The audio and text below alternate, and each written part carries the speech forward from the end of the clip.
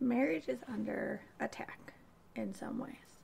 There seems to be less people getting married, and those that are getting married are waiting longer before tying the knot. And then for those that are married, it seems that the divorce rate is starting to rise again. I just saw an article that talked about rates were at the lowest they've been in a long time in 2020, and since then have started to creep back up. And I think one of the ways that we can prevent our own marriages from falling down this path is to look at how we support our spouses. And I want to talk a little bit more about a couple ways that I think support is important and what we can do to be more supportive for our spouses. This one might be a good one to listen to with your husband, and then maybe having a discussion afterwards to see how you guys can just support each other a little bit more. All right, let's jump into it. Hey mama, are you struggling with how to make time for yourself as a work-at-home mom? Are you drowning in laundry and dishes, poopy diapers, and kids who are constantly screaming, Mom, even though they're 5 feet away from you? I get it. I'm Jessa Ray, and this is Caught Up in Motherhood, where I want to help you set priorities, create boundaries, ask for help, and learn to love yourself in motherhood again. You can show up for you without sacrificing motherhood and without the guilt. So if you're ready to be caught up in motherhood, then go grab a fresh cup of coffee and that laundry basket sitting in the corner. Don't worry, I've got mine too. And listen in to today's episode.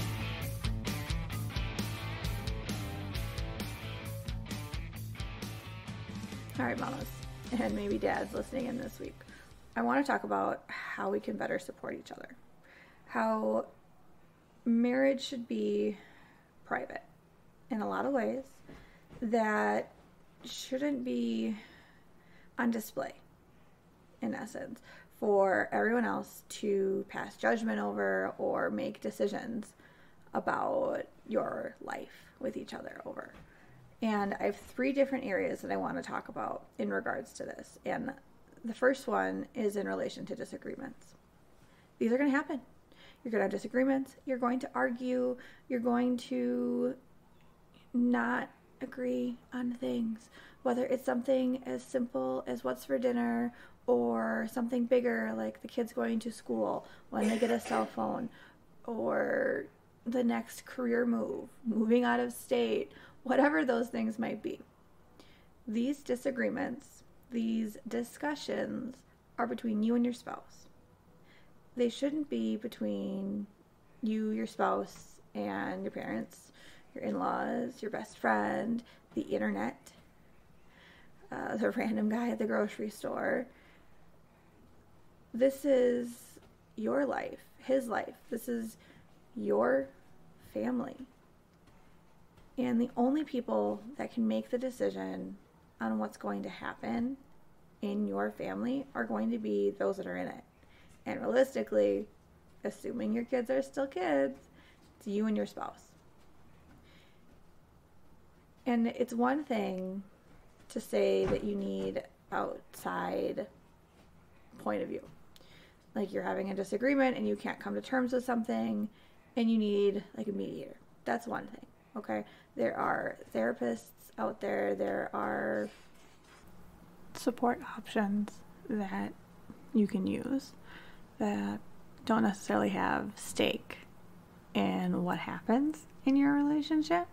For example, the friend who maybe is single and a little bit would like it if you were single too, so they have this ulterior motive, or that friend that wants to maybe have babies at the same time, or wants to go on that fun vacation with you and your family, and you're arguing over whether or not you should go on that vacation or not. And going to that friend and having that conversation, oh, we just don't want to go, so-and-so says no, this is why, blah, blah, blah. They have a stake in the game, so their opinion is biased. So it's not letting those outside forces, those outside people, in regards to affecting your communication and your support of your spouse. Now, there are going to be those moments where you need to go to someone else and you need to talk it out, and you can't just talk it out with your spouse all the time, and that's fine. That's totally normal. But really think about who you're talking to and if they have stake in the game before you actually go and start venting to just, get it out because we need to vent, or asking for what do I do advice. Okay. Now, the flip side to that, when you and your spouse have a disagreement, it is between the two of you. If, let's say, you're at a family function and schooling comes up, as an example here, and your spouse and yourself are still discussing what you're going to do about school in the fall, private, public, homeschool, and you haven't come to a decision yet, and Aunt Susie, whatever, they ask you about it, and they want to know what you're doing for school in the fall. Well, instead of saying, well, so-and-so, my husband, doesn't want us to do homeschooling. He doesn't want us to do private school. He wants us to go to public, and I can't believe he even thinks he wants to do that. Okay? Instead of saying something like that, you can have the conversation and say, we're still discussing it. We're not sure yet. We're still talking it over. We're trying to decide what we want to do yet. We're not sure. It's being a united front, right? It's showing the outside world that you're united, that you support each other, and that you're one. And you can disagree all you want and have those arguments at home behind closed doors when it's the two of you, but you shouldn't be having these discussions in front of others in regards to how they're going to have a stake in the game. It's all about being one, right? This is your ride or die person. You chose to marry this person. You are in it for the long haul. You are supportive of each other. And whether or not you actually agree with them on the matter is irrelevant at this point. You need to be united and you need to be on the same page. And then later, when it's the two of you, you can have that discussion of what you don't like or disagreed with or thought should be different, and then have that dialogue.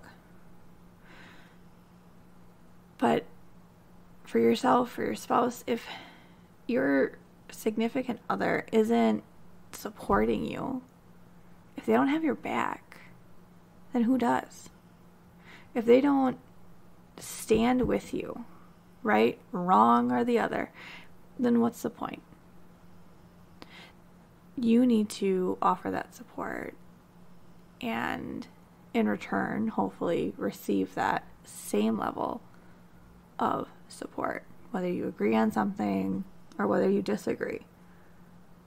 And I think the big part with that is that we need to stop telling the world when our spouses do something wrong. There's people online who oh, my spouse didn't fold the laundry the right way, or they forgot about this, or how could they not find the ketchup in the refrigerator, and why? Some of it's just for fun, okay, fine, but for the ones that are in there commenting, oh, divorce them, leave them, do this, do that, really? Over something as small as a date, ketchup in the fridge, remembering something, really? Our relationships are so much bigger than those little details. And when it matters, when it counts, when you really need them, big or small, they're there for you. That's what marriage should be. They should be in your corner 100%. And there should be no question whether or not that person will stand at your back or in front of you and protect or just be there with you equally when things happen. And when we start letting in these third-party groups, that relationship can start to fall apart. Those voices can start affecting our judgment and how we think about our relationship and start changing things, right? Like the comparison. It starts to creep in a little bit. So-and-so's husband did this. So-and-so's wife did that. Mine didn't do that. Mine doesn't do that. Well, okay. What else are you not seeing? Same thing with your relationship. They didn't get you the flowers that day. Okay, but what else are they doing? What's more important in that moment that you can think about that they did do that day? So it's being a united front is the moral here. Disagreeing or not, you need to be a united front and then have the discussion later. Along with that next area is dreams, right? Your spouse should support you in your dreams, your aspirations, the things you want to do with your life, and they should be your number one cheerleader, your number one fan, and they should be pushing you to succeed in those areas. They should be asking genuine questions and show interest and put down the phone and actually support you in it. You want to start that podcast? That's great. I think that would be awesome. What are you going to talk about? Great. Are you going to work on that tonight? Okay, the kids went to bed early. Why don't you go work on that? Have you done your research on this, that, or the other thing? Showing support, offering to help where you can, even if you don't know what you're doing, just like they do. That's okay. It's doing it together, being in it together, offering that support in any way that you can. And then asking for it back, right? We all have dreams, wishes, things that we want. And we should be able to work towards those. And we should be able to voice those dreams that we want and not be scared that they're going to laugh or pass judgment. Because this person should be that other half in regards to accepting you for who you are. There's this saying my husband says all the time. It's in joking, but it makes me think of it. And we've been together for about 13 years now. And when one of us doesn't want to share something, or we don't bring something up as quickly because we're worried what the other person might think, my husband started saying this little line years ago. And now we say it to each other, which is, you've already been judged. I'm still here. And think about it. When you first start dating, you first start to get to know each other, you're passing some form of judgment on who that person is. Whether or not you like them or not, whether or not you want to have that second date, third date, or stick around. So when we have something difficult or hard we want to say to each other, we'll say that to each other. You've already been judged. I'm still here. Because that period of time in our relationship, in essence, that rocky point of it has passed. Now we're in this stage of growth. The next chapter, right? No longer is it getting to know who you are. It's getting to grow with that person. And seeing how we change and mature and adjust it to these new roles, these new titles, this new stage of life that we're in. And it's supporting each other.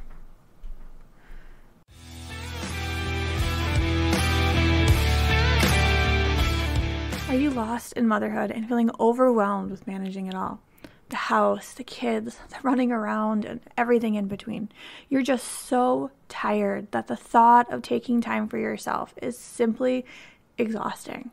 So instead, you numb out on social media and eat those snacks that are hiding in the back of the freezer. And while you're doing this, you're beating yourself up and comparing yourself to the others that you see online, wondering, why can't I do that? Why doesn't my house look like that? And then you go to bed and you tell yourself you'll do better tomorrow. Tomorrow, you'll take some time for yourself. Tomorrow, you'll go to bed early. Tomorrow, you'll plan a date night. But tomorrow never comes. Those promises that you keep making to yourself, they don't happen because you keep doing the same thing over and over again, just like yesterday, but you're expecting different results. I know this feeling. I have been there. I have been lost in these moments of feeling inadequate in loving my kids and wanting to provide for them in the best way possible, but feeling like I'm failing, like I'm not doing enough. I'm not good enough. You are not alone, Mama. I see you, and I want to help you get past this, get past these negative feelings and thoughts. I want to see you thrive in your motherhood journey and own this season that you're in. I want to help you see the positive in the everyday and enjoy the little moments and learn how to support yourself again. I want to be your best mom friend next door, whose door is always open, the iced coffee is always ready, and that porch swing is always swinging. I am here to guide you through the tough days because, Mama, I've been there. I know what you're feeling, and it's okay. These feelings are valid, but it's how we respond to them that can change the course of our day. Now, Mama, this right here, these feelings that you're experiencing right now, this is why I created my Mama Connection Coaching. I want to help mamas like you, mamas like me, mamas that want to do it all, that know that it starts with them and how they talk to themselves. Mamas that know that you can do it. You just need a little help, a little encouragement to get started. So what do you say? Are you ready to come knock on my door and start connecting with yourself again? Are you ready to feel caught up in your motherhood journey, to know that you got this? Then I encourage you, Mama, to book a Mama Connection coaching call today so that tomorrow can come and you will be ready and you got this.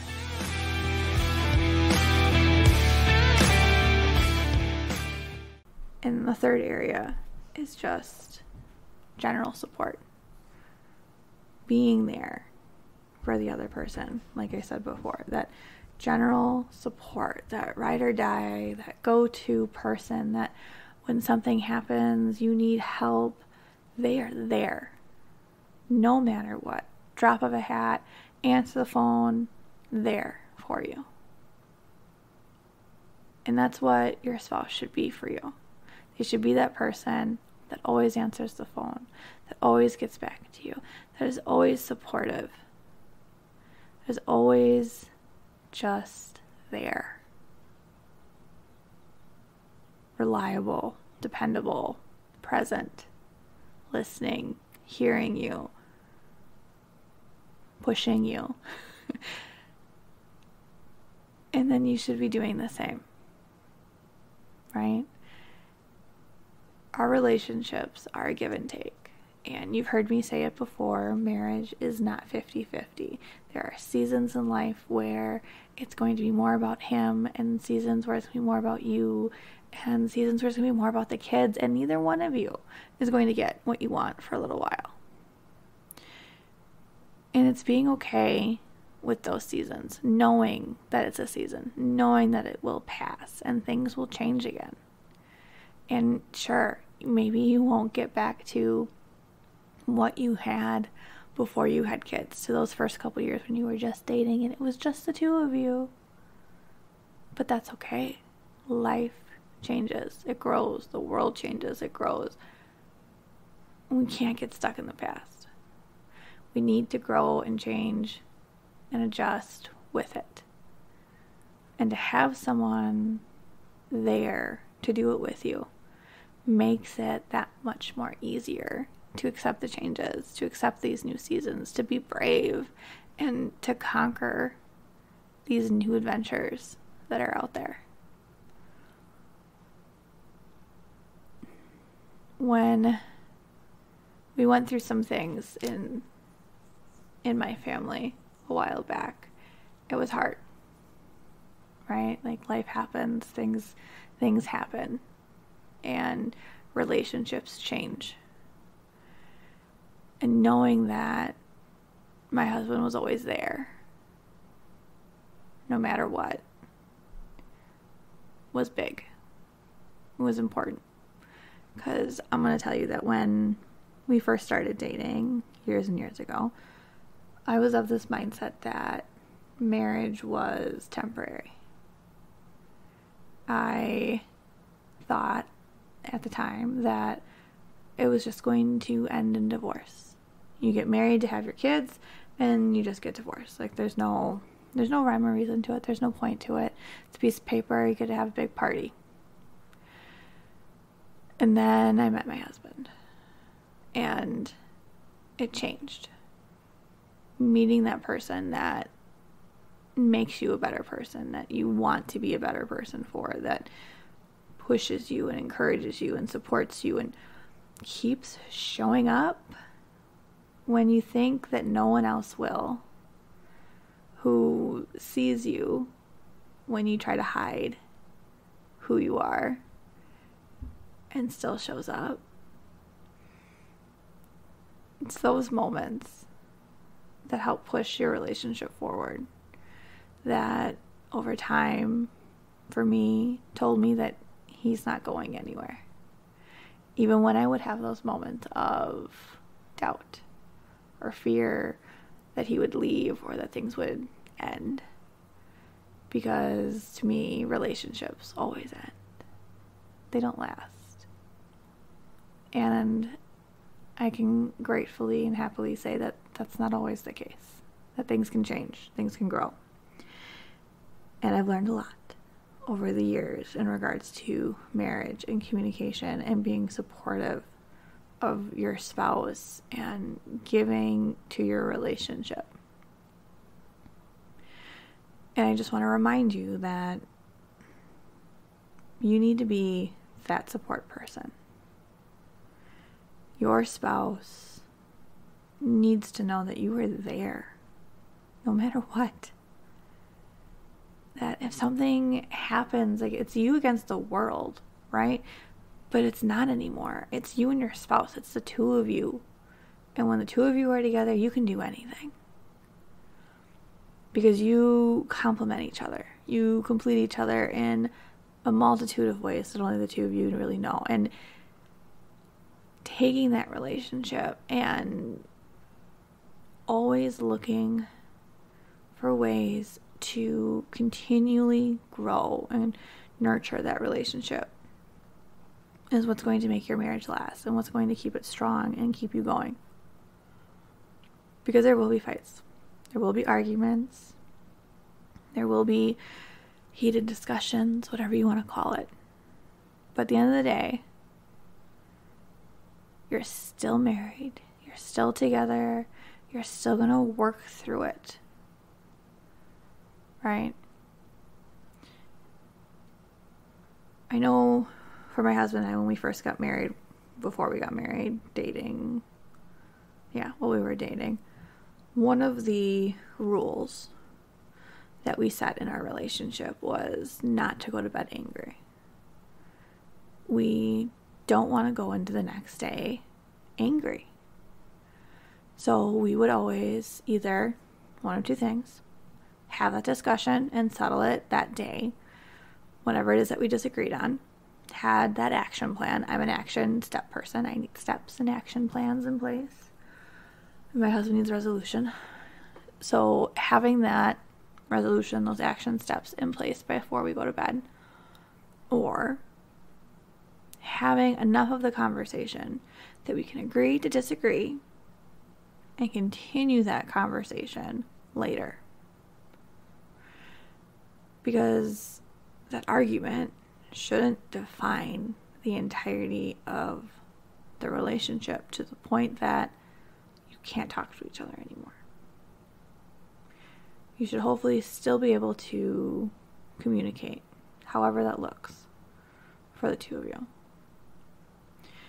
And for us, one of the things was always to not go to bed angry, to not send the other person to sleep on the couch. And sometimes the easiest time to have a discussion is in the dark, in bed, where you can't see each other, but you know the other person's there. And sometimes it can just be that much easier to say the things that you've been trying to say, but you couldn't get out. Because looking at them, looking at the kids, looking at the house, you couldn't say it. Whatever it is that was bothering you. But for some reason, in the dark, where you can't see them, they can't see you, you can just say what you need to say and have that discussion. Not an argument, a discussion. And then move forward with your action steps, your plan of action, whatever it is that you're going to do with it. But my whole point with this little tangent that I just went on about not going to bed angry is that relationships change and they grow. And the world changes, and the world is definitely changing. We need to be united. We need to be on a united front. We need to know where the other person stands and be on that same page on things. Have those what-if conversations about the future and know that things are going to be okay. However it is that you guys decide to move forward with things, you know. Like I said, homeschooling, public school, private school, how many kids are you going to have? Where are you going to live? Are you moving? Are you staying? Should you get another dog? Whatever discussion you're having, whatever argument you're trying to avoid, really think about and acknowledge that you know that that person's in your corner. They're not going anywhere.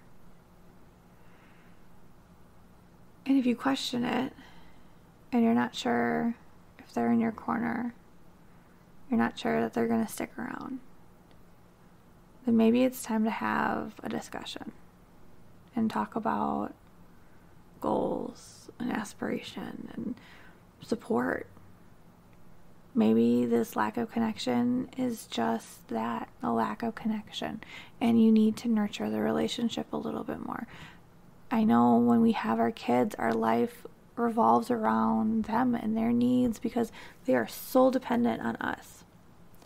But that doesn't mean we can't forget about our spouses. We can't forget about our marriage and putting effort into that as well. And I'm not saying that you need to put in all this effort like you're dating all over again, but you need to put in some effort. Ask about his day. Send that text. Say I love you. Give them attention as well. And then let the relationship continue. But be supportive of each other. Be their ride or die. Be there for them. No matter what. No matter what. Alright. Don't forget, Mama. You got this. And we'll talk next week. Hey, Mama. Thanks for hanging out with me today. I know you have a lot going on, and I appreciate you taking the time to listen. I hope this episode gave you new energy to tackle the day. If so, could you leave a review and subscribe to the podcast so that you never miss an episode? That would mean the world to me. I'd also love to connect with you on Instagram, so send me a DM and let me know if this episode was helpful. I love hearing from you. Remember, Mama, you got this. Until next time, I'm Jessa Ray, and this is Caught Up in Motherhood.